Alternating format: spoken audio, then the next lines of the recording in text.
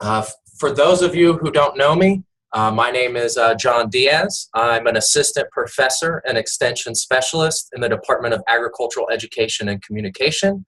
And I'm excited today to present probably my favorite evaluation technique, which is direct observation. So before we get started, when I do presentations on direct observation, I'd like to get an understanding of from the group who uses direct observation within their own program. So in the chat with just a simple yes or no, how many of you guys are currently using direct observation to evaluate your programs?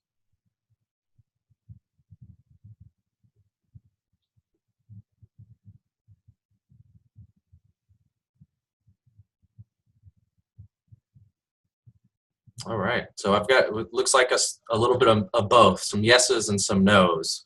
And so I will follow that up with those folks who said no, just trying to get an understanding why you're currently not using direct observation, just to get an understanding of any issues with perceptions or barriers or anything that I can address within this presentation. So I'll give you guys just a couple minutes to type in some of the reasons why you currently aren't using direct observation.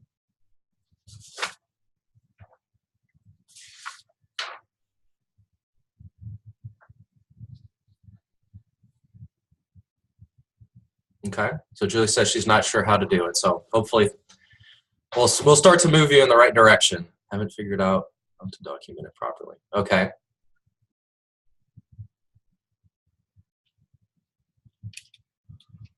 So yeah, not sure how to do it, not sure how to document it. Are there any other folks with any other reasons why they haven't used direct observation? Not sure how to make it sound valid for the ROA. Definitely heard that before. So we'll go ahead and stop there, but those are some really good points, and I'll make sure I touch on some of those as we go through. So what I want folks to consider while they're looking through this presentation and taking in the information is just think to yourself how you can use observation techniques for your own program, and how you can incorporate some of these best practices and how you structure that when you either incorporate it in your existing efforts or you adopt it for the first time. So in this presentation, we're going to go over a lot of different things. I'll give you a basic introduction of what direct observation is, explain when it's useful, some of the benefits of observation and when it's most appropriate to use, and then just go through some of the best practices in regards to protocols to use, how to prepare yourself, and how to use and prepare other observers if you want to build a team of observers for your own program. One of the things that I've added this year to this presentation based on the feedback that I got last year is we will wrap up this whole training with a really applied example of utilizing direct observation in an extension program. So I'll walk you through an example of how I worked with regional specialized agent to understand the needs of her program, turn that into objectives, which then led to the creation of a direct observation protocol, and then how you can utilize that protocol for analysis and reporting, which I saw was one of the questions in moving forward.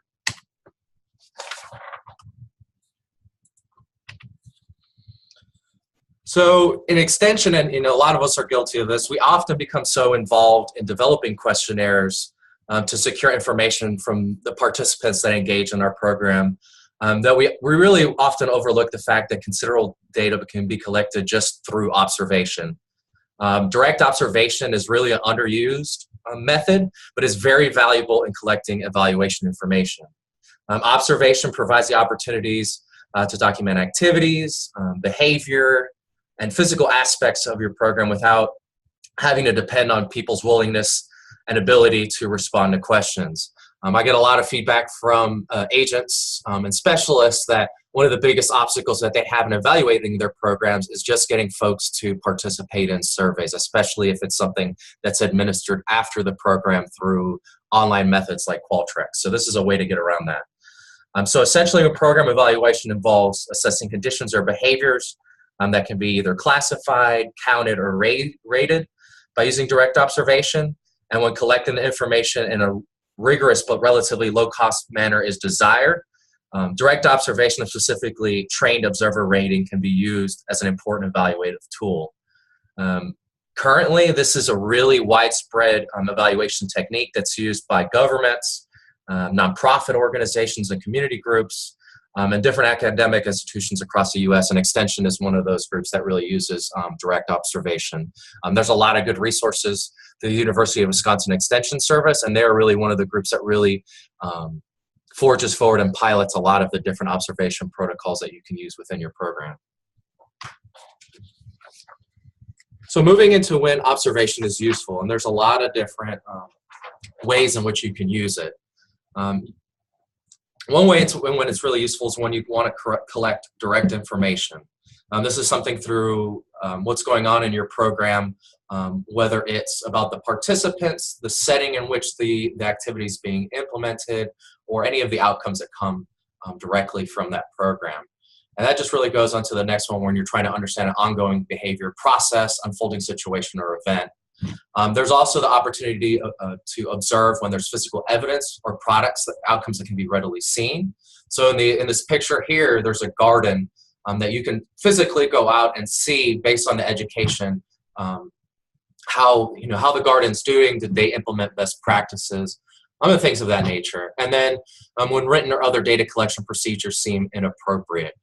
One of the big areas in which we see this is with youth, especially really young youth within elementary school.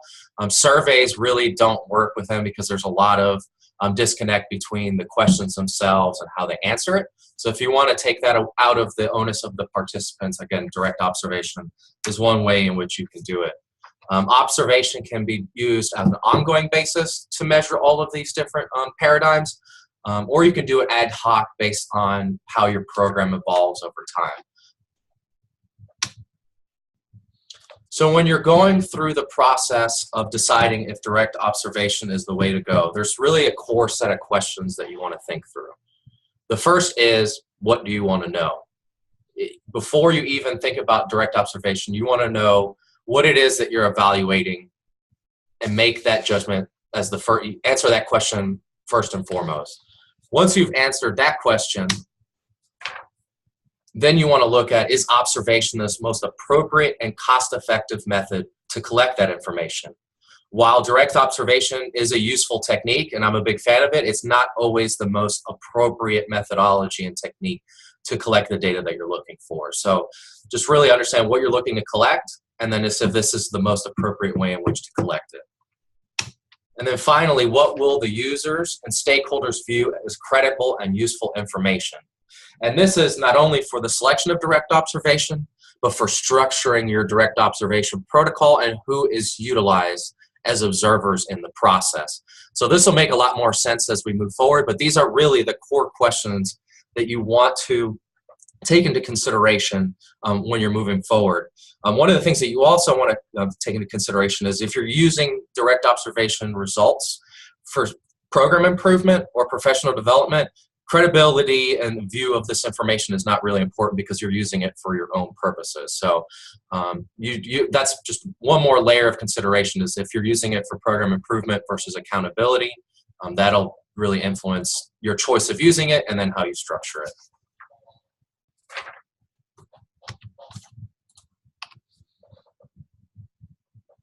So as I mentioned before, and I'll just kind of hammer home what you can observe so that you understand when this is really appropriate, the possibilities for observation are really limitless. You can observe people, behaviors, reactions, physical settings, environmental features, record-keeping systems, project reports, and the list goes on and on. Even within an educational event, a variety of elements can be observed to evaluate the delivery of potential outcomes for the event. So for example, consider the topics in the side of the slide when you observe your extension program. So there's a different components looking at the characteristics of the participants, interactions, yada, yada, yada. So just look at that as I talk through the next part of it. Often it's impossible to observe all sites, people, or program documents. In these cases, you will need to sample. So a lot of times people feel like they need to evaluate everything, but for the purposes of observation, a sample will work just fine. The same principles of sampling apply to observation as to other forms of data collection. So if you want to generalize your findings to the total population for which you took your sample, you will need to do a probability sample which provides random selection. So then rather than purposely selecting folks, you just randomly select folks from your roster and engage them in the evaluation. If generalizability is not important, or the purpose is to observe certain cases for a specific reason, then you don't have to worry about non-probability sampling or probability sampling. I would recommend that you refer to the publication on sampling or touch base with me after training for further help on the process. So if you look up sampling protocol, procedure, number of folks that you would need in a sample, there's a lot of resources out there that you can utilize to figure out how many people you would actually have to engage in this process. A common occurrence is to observe the most successful sites or observe the most convenient people. This is understandable, but state clearly what your observations represent. Those suggest that they represent the total population.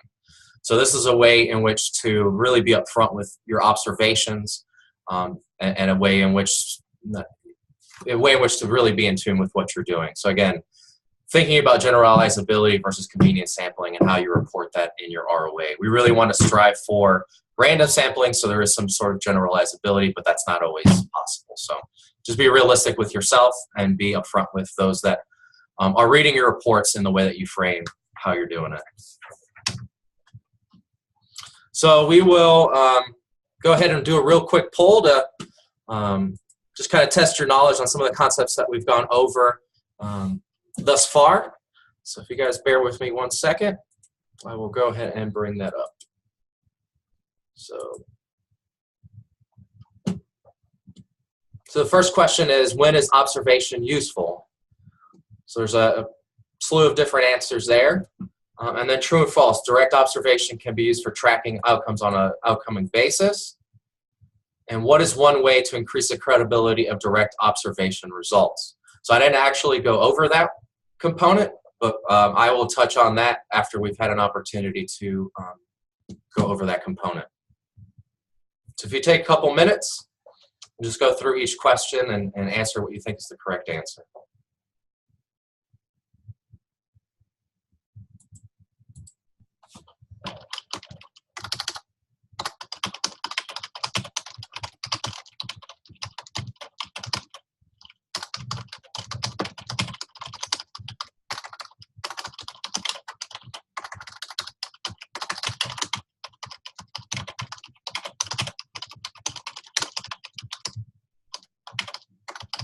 So Marcelo posed a couple quick questions on here that I'll address while you guys are filling the poll out. So he said, John, how would you avoid bias in choosing who and what to observe? So what you observe, it really needs to be in tune with the objectives of your program. So for example, if you want to observe the conditions of a specific plot that you're working towards, so for example, implementation of best practices, then you would make sure that you observe a specific paradigm wrapped around that, or the application of knowledge in a specific activity. The way that you get around bias in regards to who you're observing is kind of what I mentioned in regards to random sampling. So rather than conveniently selecting folks that are easy to engage in the process, you just take your roster and just randomly select folks through that roster. And so you're not influenced based on convenience. It's literally a random sample, so you're able to generalize your findings. All right, so we've got 16 of the 23 folks that have answered, so I'll give a few more minutes for the rest of the folks to chime in, and then we'll go over the answers.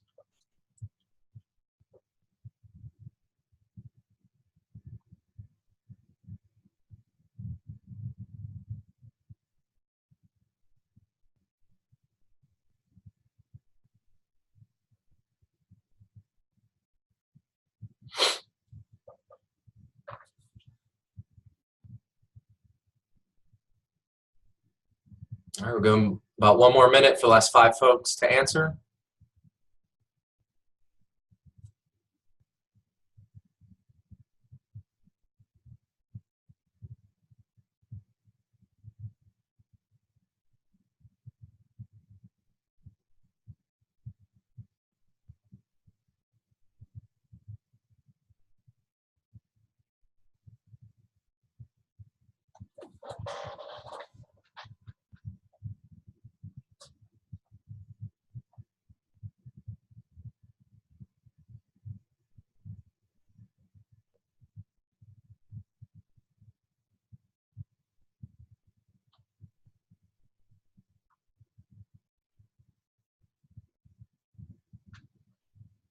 All right. Well, it looks like we got everyone that's going to answer, to put in their answer. So we'll go ahead and close the poll.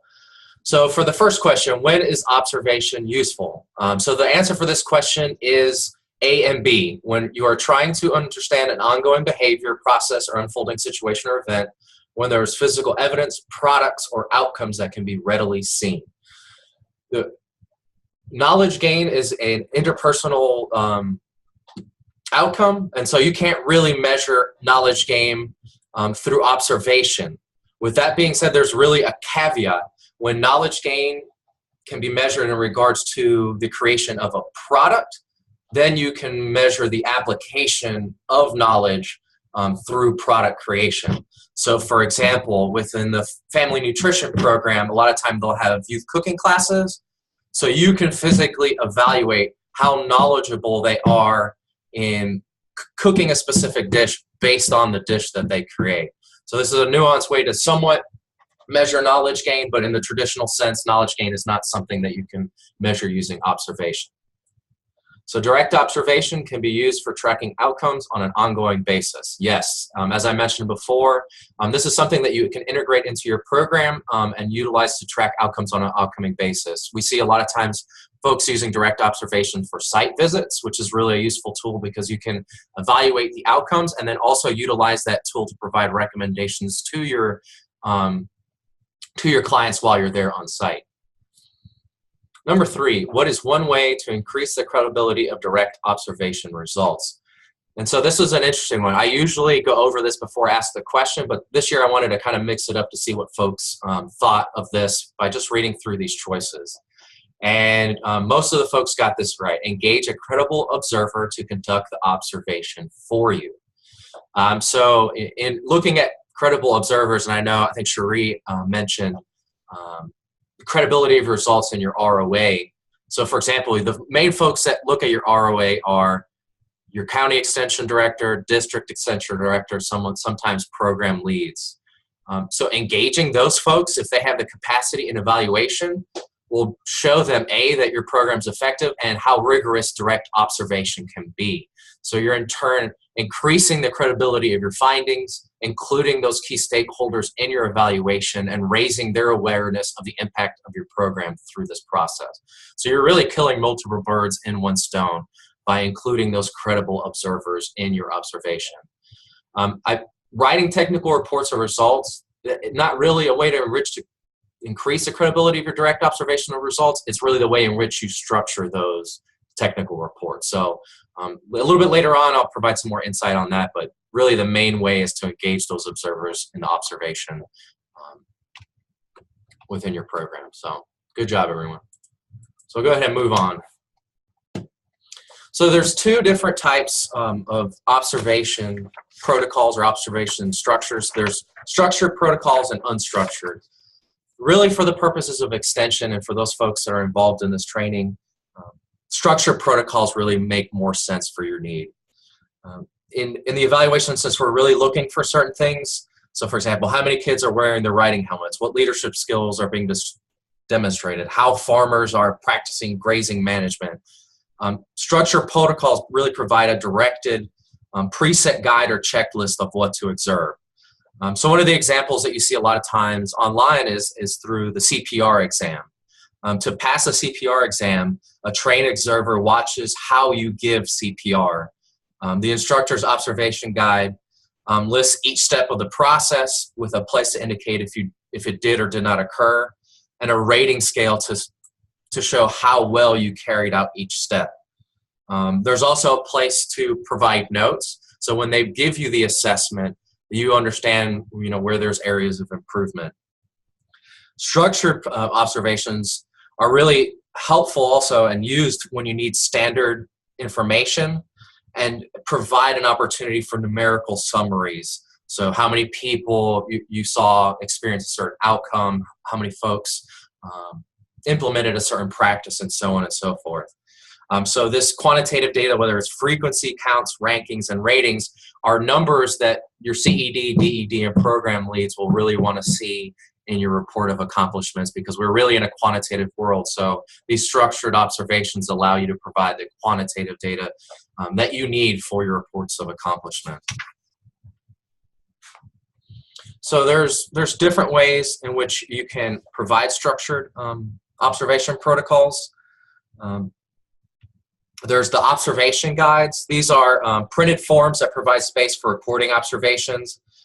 They're particularly useful when several observers are involved, or when you wish to obtain comparable information from several sites or observation points, or observations of many people. The more structured the guide, the easier it will be to tally the results. But the less opportunity there will be for recording observations or unexpected occurrences. There's also recording sheets or checklists. These forms are used to record observations more in a yes-no manner, or if it's present or not present. And there's also the opportunity of utilizing rating scales to indicate the extent or quality of an action that's occurring, or a product, or anything else. Checklists are used when there is a specific set of observable items or actions or attributes that you want to observe. In extension, we're familiar with such checklists when we're judging like for 4-H contests or fairs, looking at products that people have produced, or performances that they are giving. In Florida, there's the Florida Friendly Landscape Program, and they utilize a checklist for the recognition program based on residential implementations of certain components of landscape that need to be present to be considered a Florida Friendly landscape. And there's also a similar checklist for commercial properties as well. There's also the observation of using pictures. Photos and videotapes can be used to record observations. Really, the camera is viewed as an extension of your eye. The camera makes records that can be analyzed later and may be used to illustrate your evaluation report. And then there's obviously the opportunity to use multiple methods at the same time. Any of the above recording options may be combined or altered to meet your particular evaluation needs. Often what you'll see is observations include a combination of checklists, scales, numbered lines, etc., as well as a space to record other observations. One thing I usually like to do, especially for site visits, is combine an observation guide with pictures so that you can actually increase the amount of observers that observe a specific site without having to bring everyone to that site at the same time. So here are some examples of some observation guides. So as you see, there's an opportunity to annotate, in this case, a number of people stopped and looked at an exhibit. It's not in the yes-no format, so it asks you to actually input numbers, but this also integrates that yes-no format that you would see in the checklist. So while this is in the observation guide part of the presentation, it's somewhat of a hybrid because it includes questions that would fit into a checklist. The father-child workshop guide is less structured and gives you the opportunity to take in more observations in this more structured guide. It is still more structured because you're looking at disciplinary actions, physical contact, and ways that the fathers praise their children. But as you see, you're not looking for numbers, you're not looking for yes, no, or present or not present. It gives you the opportunity to organically take in what's going on within each 3 of these buckets. This would probably be more well-suited for process evaluation or a needs assessment because you're not getting quantitative data to include in a report of accomplishment, but it's still useful for programs who want to take in what can be done within their program and how delivery is being impacted by different factors. Next is recording sheets and checklists. So you see within the first one, it's very, very structured. And ask for folks to simply check off if it's a male or female, race, if they're looking at their labels, etc. There are some more open-ended items like you would see in an observation guide, but for the most part, this is very structured. On the right is actually a instrument that we developed for a communications program within youth development. And so not only does it give you the opportunity to observe different components of their communication skill, but grade it within a Likert scale. So what's important for this type of metric is you provide anchors so that if someone besides yourself is doing the observations, they really have a clear understanding of what needs for improvement is, beginning, developing, an advanced leader. So you're having consistent evaluations rather than folks really utilizing their own frame of reference to make judgments on what those different levels are. So this is, again, another observation protocol that I created for a youth leadership program. This was actually for an interview component of the youth leadership program down here in Polk County. So what they'll do is they'll have their youth engage in interviews with industry professionals, and they just go through this list of best practices for an interview to see if the students are doing what they need to do to be successful in the interview. So there's the different things that you would hope to see, and a spot there where you simply denote yes or no if it's occurring. The way we've structured it within this program is we take a baseline to see where they are before the program, and then after we've conducted educational delivery, we administer it again to see what changes we see within the group after they've gone through the educational delivery. This is not always possible, so you just have to make judgments for yourself if the pre-post there's an opportunity to do that, or if you just want to take a general measurement after the program has been delivered. Here's another rating scale item. This is again for a youth leadership program, but it shows again that there's a Likert type scale, that it gives you the opportunity to evaluate quality, and it has specific anchors within each of the Likert parts of the scale so that you understand what it is that you expect to see. Others can see what you're looking at, and then when it comes to reporting, you can show what the level of proficiency is within your group based on the mean of the group. There's also the opportunity of providing individual level reporting and notes so that when you circle back with the students, you can give them meaningful recommendations on how they can improve.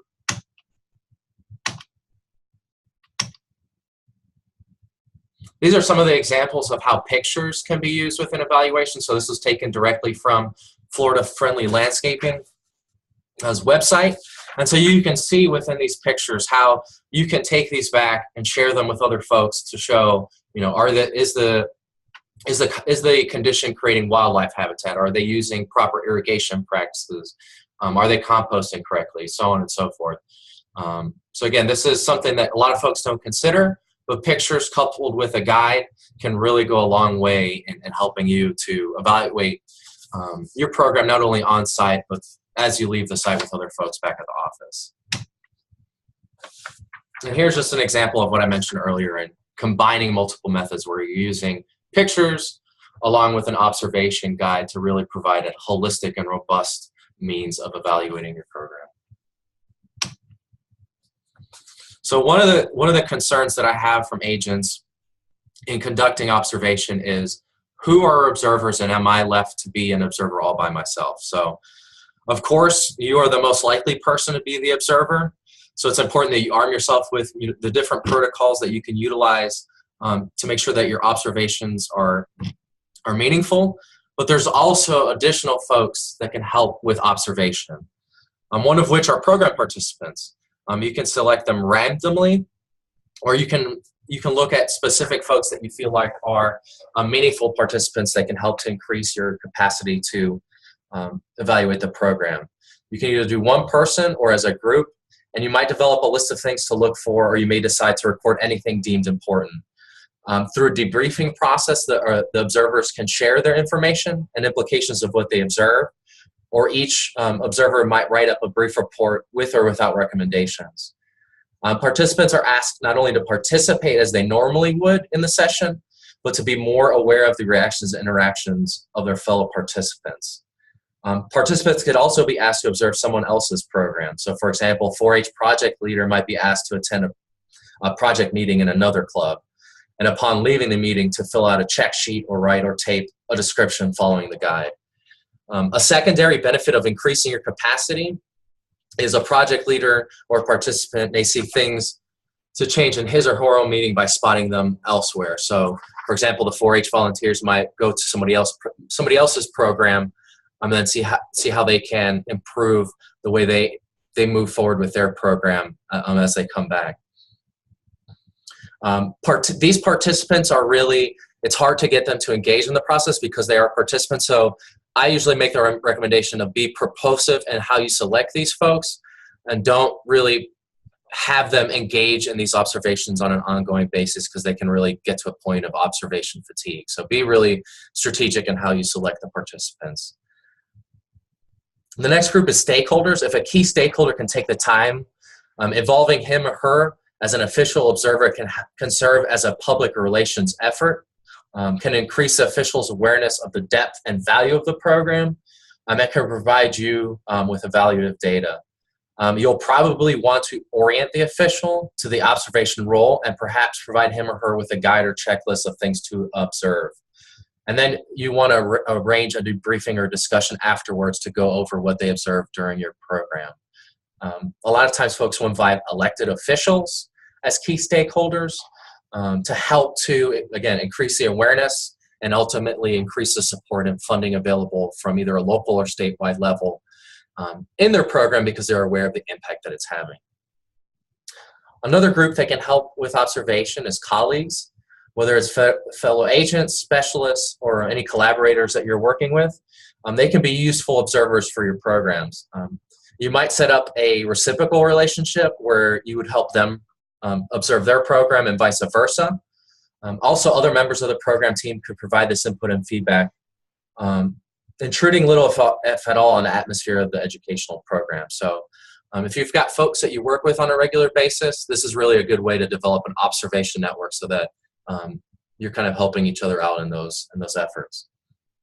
And then volunteers. Volunteers can be engaged to carry out observations, or you might interest existing program volunteers in the task. For example, master gardeners sometimes carry out inspections or observations of gardening practice, including inspections of shells for dangerous chemical products. A team of master volunteers could be recruited to visit club meetings and evaluate club strengths and weaknesses, or videotape sessions you present and have volunteers help to evaluate performance. So really the core that I want you to take away from this is you need to develop a team for observation. For the most part, you'll carry out a lot of the observation, but to increase your capacity and just to increase a lot of the secondary benefits of utilizing observation in the team atmosphere, it'll help to do that. And then it also helps to mitigate some of the biases with data collection and the interpretation of results, because you have kind of a group that will help to review some of the outputs from that process.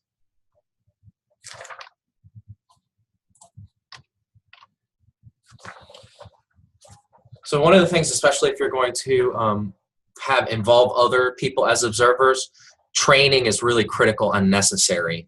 The level and amount of training will depend on the complexity of the observations and the capabilities of those individuals that you're engaging. So you're going to have different training needs based on if you're engaging a colleague or you're engaging a participant or elected official who may not be familiar with extension evaluation. There may be some sort of orientation of the purpose of the evaluation, how observations are to be used, and what is involved in collecting observational data. So essentially what to look for and how to record your observations. Training will be necessary if you want to standardize the observations to aggregate comparable data across sites. All observers need to see and record as similarly as possible. So that's what I've mentioned kind of with the structuring of these protocols. It will be important that all observers look for the same things, use similar meanings for what they see, and record observations in like manners. If rating scales are used, a clear understanding of the ratings, what each rating means, and how to tell one rating for the other is required. So as you saw within those rating scales, there was explicit definitions of what a 1, 2, 3, and 4 was within that scale. And then one other thing that you want to consider is having folks practice observation before you have them officially go out in the field. One of the things that I usually recommend is recording some of your workshops and then utilizing that as training materials for observers. So you're not actually having them go to a live workshop. They can go to their desk pull up the recording and go through it, and then you have a way to know what it is that you want them to look for, and you can use that over time, so you're not having to recreate the wheel and understand each time what it is that you're getting out of the observation. You have a tried and true method that you can leverage each time. The Urban Institute in particular has used trained observers to evaluate community services, such as street and alley cleanliness, road and traffic control maintenance, housing conditions, community appearance, and building maintenance. Basic to the system is a set of written and photographic guidelines that enable the observers to consistently assign a grade or numerical rating to what is observed. It requires a clear written definition and or benchmark photographs to ensure consistent ratings. And then after appropriate training, different people acting at different levels at different times and using the same photograph and rating guidelines and rating procedures are able to produce comparable results. One of the things that the Urban Land Institute harps on is the photographs included in the observation protocols, because they have a lot of volunteers going out and doing observations. And this is just a way for quality control. So if they're bringing back all of their evaluations to one central person, you can go in and spot check to make sure that they're actually capturing what's happening and what's in tune with your objectives.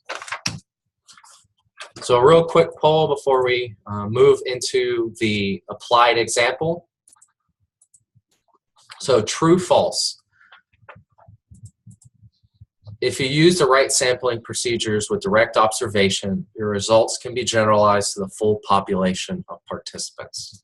So I'll give you folks about a minute to answer this question.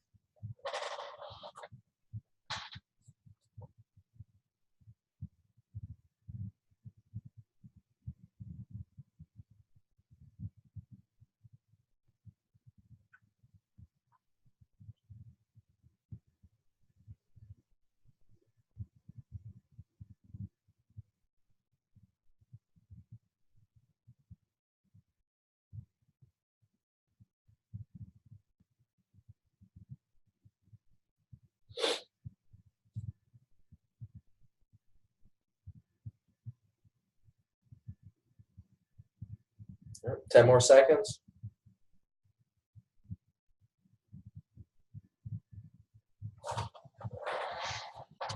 All right.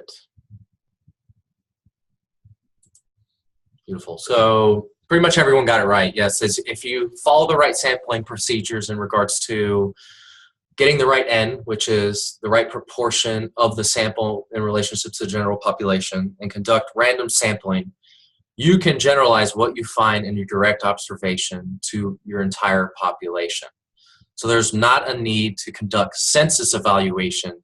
You can utilize sampling procedures to generalize it to your whole population, which for the purposes of extension agents and specialists, you guys have enough going on your day.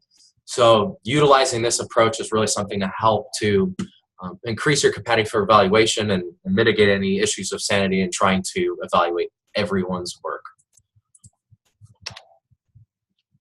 So, all right, so now it's time for the example, and I'll provide a little background so this makes sense to the whole group. So I worked directly with the School and Community Gardens Regional Specialized Agent to conduct the needs assessment and work towards developing an observation protocol.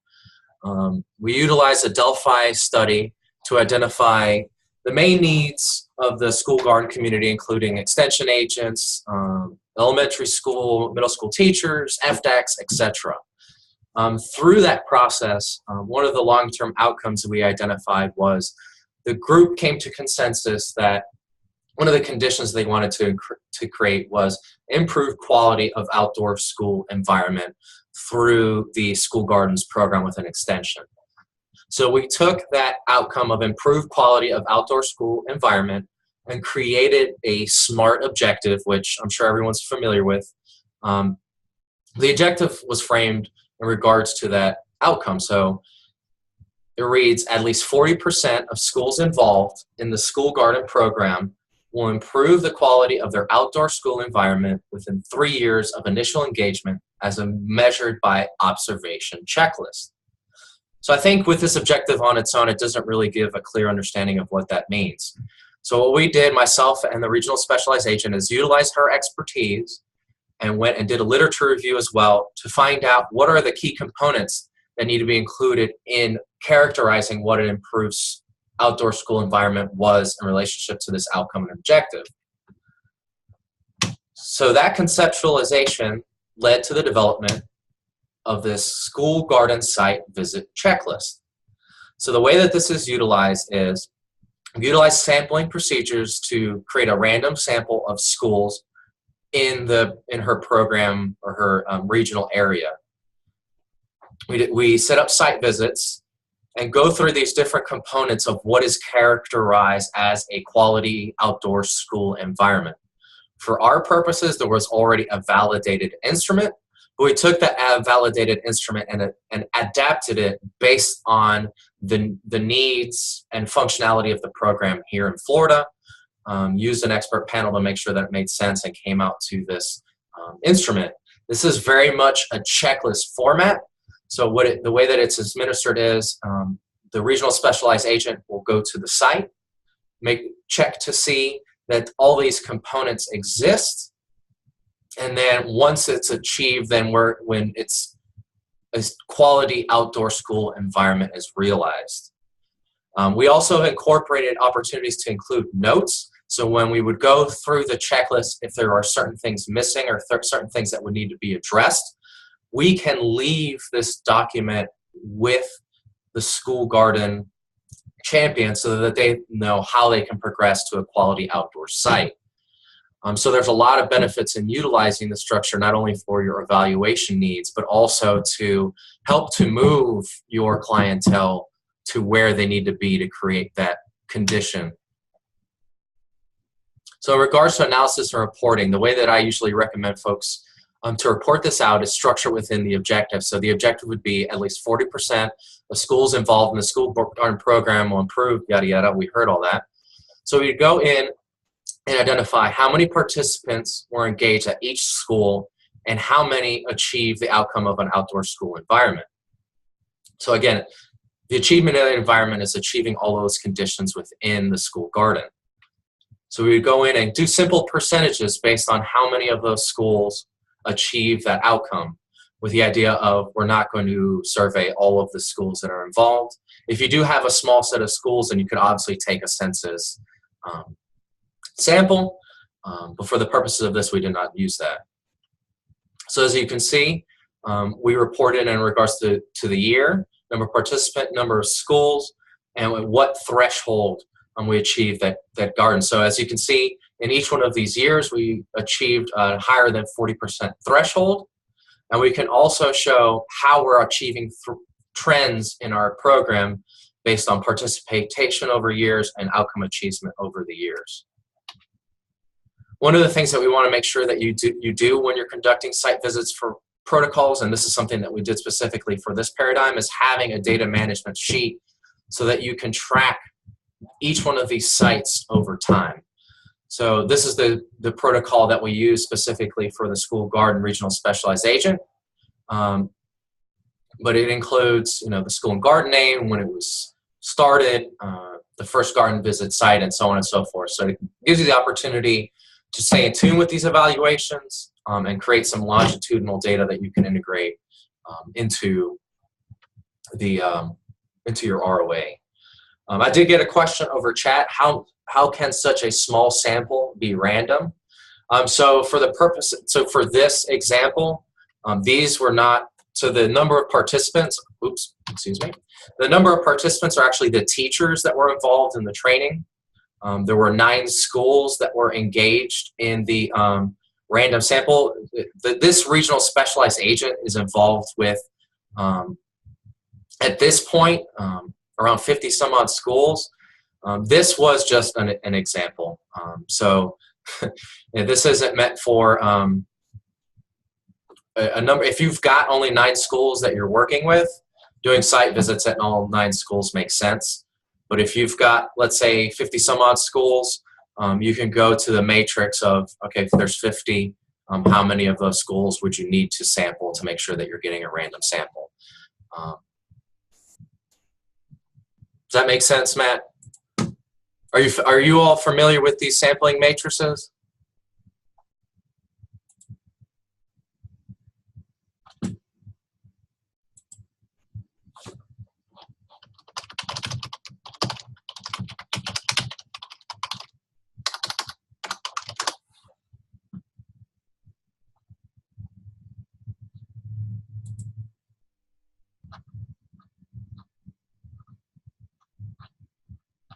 Okay, I will take that as a yes. If you do have any questions on where to find that, you can always follow up with me. But if you're looking for how many folks to include in a sample, there's a exhaustive amount of resources that will help to identify what your N is based on what your general population is.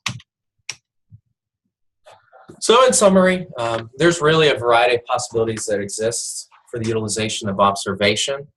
It's really important that you consider what it is that you want to observe and if it fits within the scope of your program before you make judgments on if observation is the best fit. Once you decide that observation is the way that you want to move forward, it's really important to be thoughtful and systematic in your approach and how you move it forward and who you include, how you structure protocols, and how you report the outcomes and data that you collect. Direct observation can be utilized both ad hoc or be utilized on an ongoing basis. And it can really be built in the way that you move forward with your program, so you're collecting and interpreting data across the life of your program and are able to utilize it in the integration of program improvements as you stay tuned within how your program evolves. So that's it for today's direct observation and service training. If anyone has any questions, we can go ahead and address those now. Also, I want to make a shameless plug for the Program Planning and Evaluation Professional Certificate Program that has just been launched. This program is available through the AEC website. Many of the district extension directors and department chairs will cost share this program, and once you're finished, you're given a professional certificate in program planning and evaluation. It's a self-paced program, so it takes about 12 to 15 hours to complete based on the pace that you do, and it has about 12 modules that walk you through everything from needs assessment, developing logic models, recruitment strategies, marketing, developing an evaluation plan, the list goes on and on. So if that's something that you're interested in, you can either go to the website or contact me with more questions. So does anybody have any questions on today's training?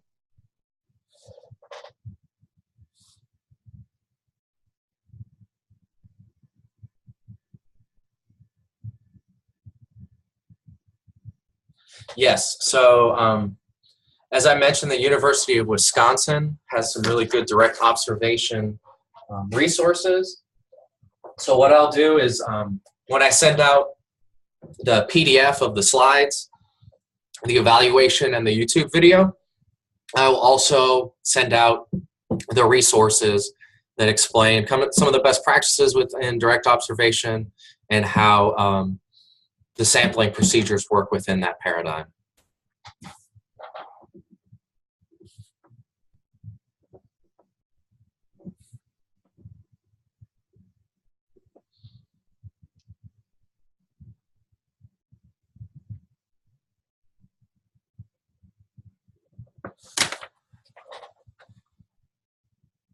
All right.